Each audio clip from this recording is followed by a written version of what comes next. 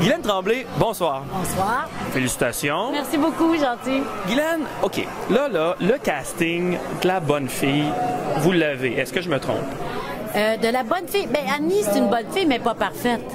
Oui. C'est ça, je pense, que les gens apprécient. C'est une très bonne fille, mais écoute, des fois, elle se mêle pas de ses affaires. Elle veut tellement bien faire que elle gâche un peu les patentes. C'est une fille pleine de paradoxes. Tu sais, c'est une vraie femme.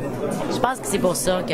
Moi, là, j'ai un angle peut-être un peu trop social dans ma question, sauf que quand Guylaine Tremblay se balade, quand elle vit, là, est-ce qu'elle est obligée d'être une bonne fille pour être aimée? Ben non, j'ai été élevée à être une bonne fille. Moi, j'aime les gens. Moi, si quelqu'un m'aborde poliment, puis qu'il n'est pas colon, puis qu'il me dit bonjour, je suis super contente. Je me dis, mais je suis très capable de revirer quelqu'un de bord quand il n'est pas fin. Ça, t'inquiète pas. Mais en général, j'ai pas ce problème-là. Je te jure, les gens, ils sont super gentils avec moi, respectueux, polis.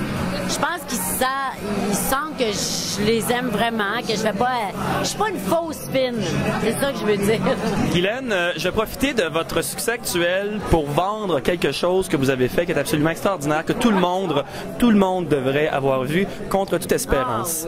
Ah, oui, reparlez-nous de Contre toute espérance. Ah, écoute, Contre toute espérance, c'est à jamais dans mon cœur.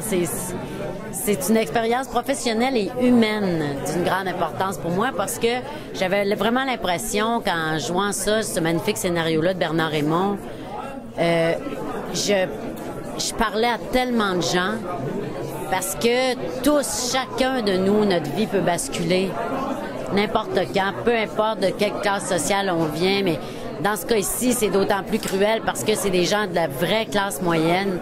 Donc, c'est précaire aussitôt qu'il y a quelqu'un qui perd sa job ou qu'il y a quelque chose qui marche pas.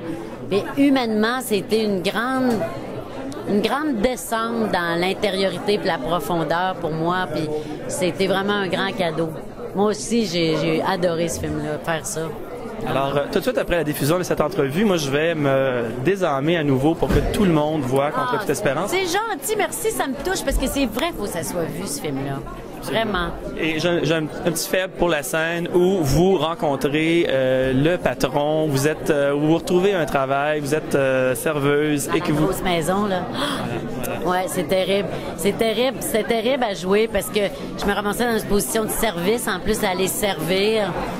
Là, j'arrivais devant cet homme qui a brisé ma vie. Oh, c'était quelque chose. Oh, ouais, tu me rappelles plein de souvenirs de tournage. Et là, je suis en train de recommencer une autre crise de groupie. Je vais aller me calmer. Merci beaucoup, Guylaine Tremblay. Félicitations. Merci à toi, merci.